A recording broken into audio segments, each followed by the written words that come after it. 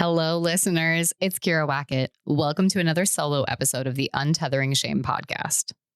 Oh, today's topic is a hard one. We are talking about control. You know, that thing that you have a love-hate relationship with where you constantly find yourself trying to micromanage it or run away from it?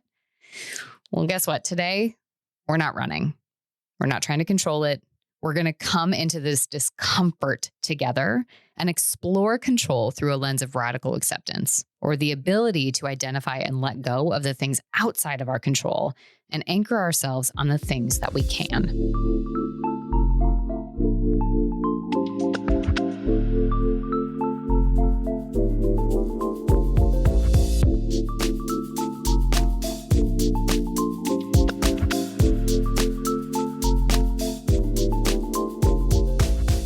We've all spent countless hours fighting the same losing battle, attempting to control what isn't in our control. We think we can fix everything, eliminate the unknown, stop failure. We falsely believe that the power has somehow been bestowed upon us to make everyone like us, do what we want, believe what we believe, and operate under our schedule of time and priorities. Trying to control what isn't in our control is a universal experience. It's a sign of being human. We're conditioned to avoid uncertainty and discomfort and assume that there's a way to beat the system that is life, both because we feel responsible to and because it would be easier if we could. I can take care of everything. I can plan for every possibility. I can make everyone like me. I can make everything okay. I can make the world what I want and need it to be. Now, for years, I operated under this same assumption. And if I'm being honest, I sometimes still fall victim to these beliefs. I can make my mom quit using drugs. I can make this person like me or forgive me or see it my way. I can make this go faster so that I don't have to wait. I can stop bad things from happening to Everly, which is definitely still one that I get tripped up on quite a bit. But the interesting thing is that these attempts to over-control are not a sign of strong organizational skills or balance. They're a sign of unchecked anxiety and distress. Why do I feel the need to control these things? What's better if I can? What does it say about me if I can't? And what's the view of the world I begin to develop if I only see myself as the victim, villain, or hero in every story? By trying to control everything around me, I'm instilling a belief that I can't handle hard things and that if they happen, it's my fault. This is both incredibly demeaning and overwhelming. And there's a term used in therapy called radical acceptance, which is essentially the procedural antidote to stop this overwhelming desire and drive to control. The idea is that suffering is created by attaching ourselves to painful experiences, situations, people, and realities.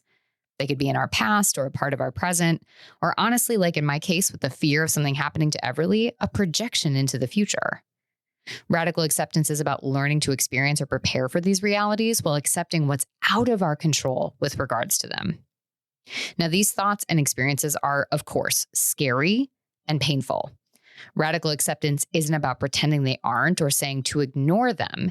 It's about acknowledging and experiencing that without getting consumed by or trying to avoid or fix it. It's about taking from an experience what serves you, allowing yourself to grow from it and continue your evolution as a self, and letting go of judgment so that you don't get stuck in the pain of that experience. It's the stuckness that breeds the deeper suffering and is often predicated on that drive to over-control. The idea derived from this concept is that when we can relinquish control over the things upon which we ultimately have none, we can shift to the things we do have control over. I can't control that my cousin was killed. I can't control that I experienced trauma. I can't control that people in the world don't like me or that we were hit by a car last week. But I can learn to see the world as bigger than me. I can learn to make space to feel my feelings. Anger at the person who killed Sean, sadness he was taken from us, constant fear brought upon by the trauma I faced, disappointment in not being liked, and frustration that the world sometimes gets in my way. And then learn to accept them and what's happened as a part of my experience on Earth. From there, I can consider the role I want these emotions to play, allowing them to inform my response without consuming it. If I don't, I get lost in that pain. I never move through the tunnel of these emotions and get caught up in trying to right the wrongs, prevent or avoid the pain, and control the world around me. So let's think about how this applies to you. What are all the things that you're trying to control in your life? What are all the painful realities that you have or will face that you're trying to avoid or dampen? How's it serving you? What's the cost? And does it actually work?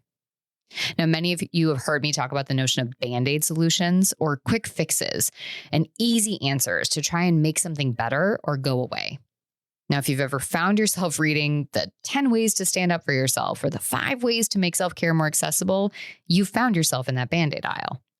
We often try and do whatever we can to make change as easy as possible to feel better now. We're motivated by avoidant goals, meaning I want to be anywhere but here goals, even if where we're going is just another painful place or a desert of avoidance waiting to be bombarded with the flood of emotions we're holding onto as soon as the dam breaks. The reality is we can't control the world around us. And as much as we may have been conditioned to believe, we are not the central character in everyone else's story. We're not always the problem. We're not always responsible. Everyone isn't going out of their way to make our life harder. And sometimes we're just collateral damage. The staff at the grocery store aren't trying to ruin my day by having me wait over an hour and a half before calling me back for my vaccine appointment. They were doing the best they could, and it sucked. But it happened. And the choice I get to make is how long I carry that stress with me the rest of the day and the impact it has on how I spend the rest of my time. So let's consider then, what would it look like to let this go? What would it look like to stop trying to control everything in the world? How freeing might this be? How much responsibility and pressure might be relieved? How does letting go of the pressure and drive to control everything create a deeper foundation for self-love, efficacy, and compassion? Rather than it being your job to control everything, you can see how well you actually handle things. Ultimately, the goal of radical acceptance is empowerment. When we focus on what's actually in our control and let go of what isn't, we can celebrate who we are and how we show up in the world. We don't get lost in a sea of resentment and hopelessness, but instead see that many things involve pain. And as much as we wish we could avoid it, it's necessary. We see emotions for what they are, transient experiences that only consume us if we give them the space to do so. Okay, so as we've gotten to this point, you're asking, where do I go from here? Well, I want you to think about these questions. What and whom are you trying to control? Why? What's it doing for you? When you think about letting it go, what scares you? And then I want you to consider what freedom and gains could come with letting it go. Now consider the role acceptance can play in neutralizing your relationship with emotions. Rather than avoiding pain or negative emotions, can you just see them as neutral? Can you allow them to exist, to ebb and to flow and to dissipate when they're ready, and allow them again to inform the way that you view or you consider your next steps or you think about something, but not control it? Now, as you move through each of these different situations, thoughts, worries, relationships that you're trying to control, I want you to get honest with yourself about what actually is in your control. Whether it's how you react to something, prepare for, or plan for something, what can you actually control? And how can you bring your attention, focus, and energy over there?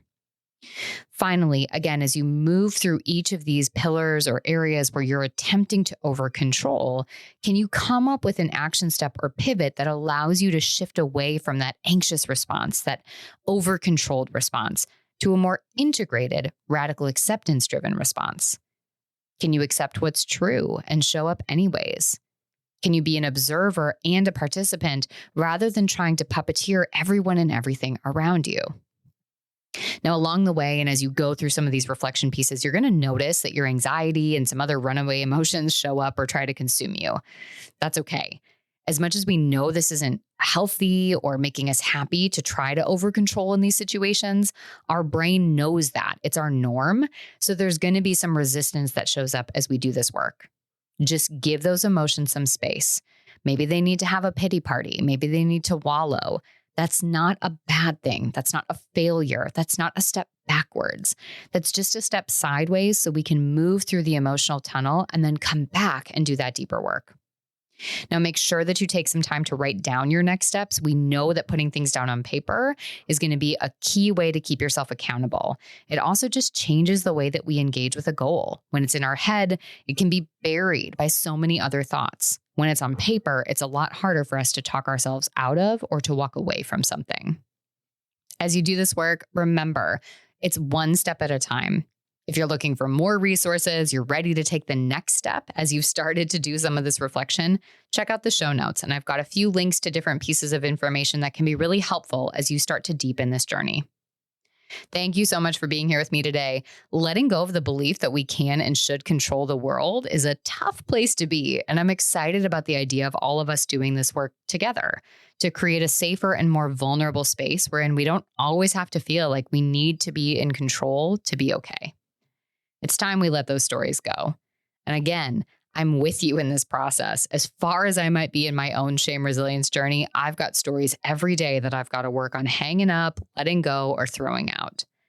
So until next Sunday, this is Kira Wackett. You've been listening to Untethering Shame, and I can't wait to join you again in our next step of our journey.